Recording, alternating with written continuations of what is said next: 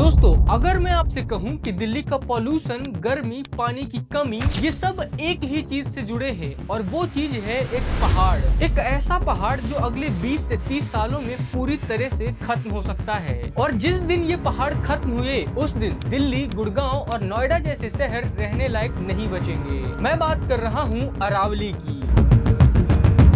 आप सोचेंगे यार पहाड़ का पोल्यूशन से क्या कनेक्शन है, लेकिन जब आप इस वीडियो को एंड तक देखेंगे तब आपको समझ आएगा कि ये सिर्फ एक पहाड़ नहीं है, ये इंडिया की एक नेचुरल शील्ड है और इसको सिस्टमैटिकली, लीगली और क्वाइटली बर्बाद किया जा रहा है। तो आइए समझते हैं अरावली क्या है, क्यों इतना जरूरी है, कौन इसको खत्म कर रहा है और इसका असर हम पर कैसे पड़ेगा।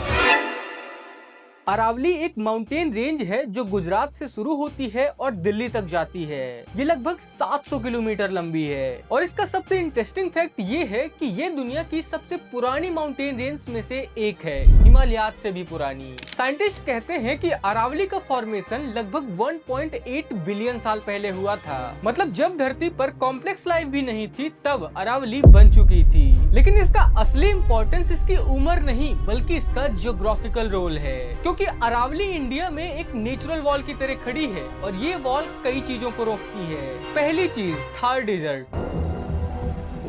राजस्थान में जो थार का रेगिस्तान है वो फैलना चाहता है, हवा के साथ रेत उड़ती है और बाकी के एरियाज को भी डिजर्ट बना सकती है। लेकिन अरावली एक बैरियर की तरह काम करता है और ये डिजर्ट को आगे बढ़ने से रोकता है। दूसरी बात, ये मॉनसून विंड्स को भी इन्फ्लुएंस करती है। जब बारिश के क्लाउड्स आते हैं तो ये पहाड़ उनको एक डायरेक्शन देते हैं जिससे इंडो गंगेटिक प्लेन्स में बारिश होती है। और तीसरी बात, ये ग्राउंड वाटर रिचार्ज का काम करती है। मतलब जब बारिश होती है तो पानी यहाँ से नीचे जमीन में जाता है और वो वाटर टेबल को रिचार्ज करता है। और चौथी बात, ये पॉल्यूशन कंट्रोल करने में भी मदद करती है, क्योंकि ये एक नेचुरल बैरियर की तरह काम करती है जिससे कि दूसरे स्टेट्स का पॉल्यूशन दिल्ली और एनसीआर के रीजन में नहीं आता। तो समझ लो कि अरावली एक तरह से बॉडीगार्ड का काम करती है दिल्ली और नॉर्थ इंडिया के लिए। और अब इन बॉडीगार्ड्स को बहुत ही शातिर तरीके से हटाया जा रहा है। अब सोचो अगर ये पहाड़ ना हो तो क्या होगा। सबसे पहला, डिजर्ट का एक्सपेंशन। थार डिजर्ट आगे बढ़ जाएगा और जो अभी हरियाणा और दिल्ली के कुछ पार्ट्स ग्रीन हैं, वो भी स्लोली डिजर्ट जैसा होने लगेगा। एग्रीकल्चर पर असर पड़ेगा और टेम्परेचर बढ़ जाएगा। दूसरा, वाटर क्राइसिस। अरावली के नीचे जो अंडरग्राउंड वाटर रिजर्वर्स हैं, वो रिचार्ज नहीं होंगे। मतलब ट्यूबवेल सूख जाएंगे और जहाँ ऑलरेडी पानी की कमी है वहाँ हालात और भी खराब हो जाएंगे। तीसरा, पॉल्यूशन। दिल्ली एनसीआर की एयर क्वालिटी ऑलरेडी दुनिया में सबसे ज्यादा खराब है, लेकिन अगर अरावली भी ना हो तो ये पोल्यूशन और बढ़ जाएगा, क्योंकि अरावली एक नेचुरल बैरियर है जो डस्टी विंड्स और पॉल्यूटेंट्स को कंट्रोल करता है। चौथा, बायोडायवर्सिटी लॉस। अरावली में काफी रेयर स्पीसीज हैं, लेपर्ड्स, ब्लैक बग्स और कई तरह के प्लांट्स, ये सब खत्म हो जाएंगे।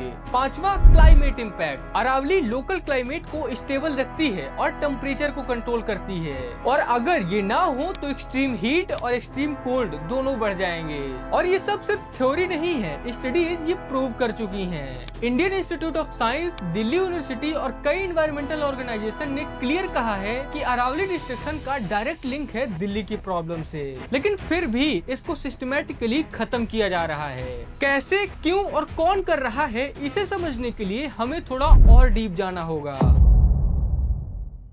तो अब आता है मेन पॉइंट, अरावली को कैसे डिस्ट्रॉय किया जा रहा है। सबसे पहला तरीका है इलीगल माइनिंग। राजस्थान और हरियाणा में अरावली के पहाड़ों को तोड़ा जा रहा है। कैसे? माइनिंग के नाम पर। स्टोन क्रशिंग, बाजरी, मार्बल, सैंड, ये सब निकालने के लिए। ऑफिशियली देखा जाए तो माइनिंग बैंड है अरावली में, लेकिन रियलिटी में रात को काम होता है। Mining was going on, and as per the DGMC order, which is Directorate General of Mine Safety, DGMS's order, no mining is allowed post sunset. Trucks आते हैं, जेसीबी मशीनें चलती हैं और पहाड़ों को पीसेस बाय पीसेस तोड़ दिया जाता है। कुछ रिपोर्ट्स कहती हैं कि सिर्फ हरियाणा में 300 से ज्यादा इलीगल माइनिंग साइट्स हैं और इनका कोई हिसाब नहीं है। दूसरा तरीका है रियल एस्टेट प्रोजेक्ट। बिल्डर्स को जमीन चाहिए और अरावली के पास जो जमीन है वो बहुत वैल्यूएबल है, तो इसके लिए किया क्या जाता है कि फॉरेस्ट लैंड को नॉन फॉरेस्ट लैंड डिक्लेयर कर दिया जाता है। कैसे? लूप होल्स के जरिए। एक टर्म है डीम्ड फॉरेस्ट, मतलब ऑफिशियली वो फॉरेस्ट नहीं है लेकिन इकोलॉजिकली वो फॉरेस्ट जैसा है और इसीलिए वहाँ पर डेवलपमेंट किया जा सकता है। और इसी लूप होल का यूज करके बिल्डर्स प्रोजेक्ट बना रहे हैं गुड़गांव, फरीदाबाद और अलवर में। और तीसरा तरीका है इंक्रोचमेंट, मतलब इलीगल कब्जा।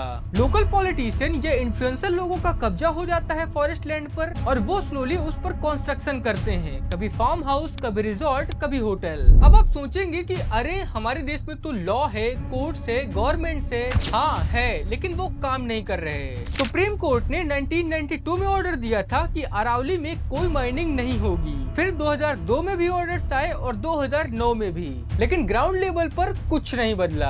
प्रॉब्लम ये है कि इन्फोर्समेंट वीक है। अगर कोई रूल है लेकिन अगर उसे कोई फॉलो कराने वाला नहीं है तो उस रूल का कोई मतलब नहीं है। और ऊपर से पॉलिटिकल विल भी नहीं है, क्योंकि माइनिंग और रियल एस्टेट में पैसा है और जहाँ पैसा वहाँ पावर। तो सिस्टम में मौजूद कोई भी आदमी ऐसा स्टेप नहीं लेना चाहता जो कि बिल्डर्स और माइनिंग माफियाज को हर्ट करे।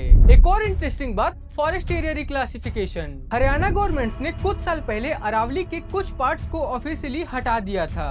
कहते हैं कि साइंटिफिकली ये फॉरेस्ट नहीं है, लेकिन एनवायरमेंटलिस्ट कहते हैं कि ये एक प्लान्ड डिस्ट्रक्शन है। तो समरी ये है कि अरावली को लीगली, इलीगली, सिस्टमेटिकली सभी तरीकों से खत्म किया जा रहा है और इसके पीछे है पैसा, पावर और वीक गवर्नेंस। वैसे ये मुद्दा कोई आज का नहीं है, ये कई सालों पुराना है, लेकिन बस ये चर्चा में तब आया जब 20 नवंबर को सुप्रीम कोर्ट ने इन अरावली हिल्स को लेकर नए रूल्स निकाले, जिसमें उन्होंने कहा कि इस रेंज में जितनी भी पहाड़ियां 100 मीटर से नीचे हैं उन्हें अरावली हिल्स नहीं माना जाएगा और इसकी वजह से जो पहाड़ियां 100 मीटर से कम है उनमें फॉरेस्ट कंजर्वेशन एक्ट नहीं लगेगा, जिसकी वजह से माइनिंग माफियाज को एक लीगल लूप होल मिल जाएगा। और दूसरा उन्होंने ये कहा कि अगर कोई दो पहाड़ियां 500 मीटर की रेंज से दूर हैं तो उन्हें एक अलग रेंज में डाला जाएगा और इसकी वजह से एक्सपर्ट्स कहते हैं कि इस रेंज की 90% पहाड़ियां माइनिंग का शिकार हो जाएंगी।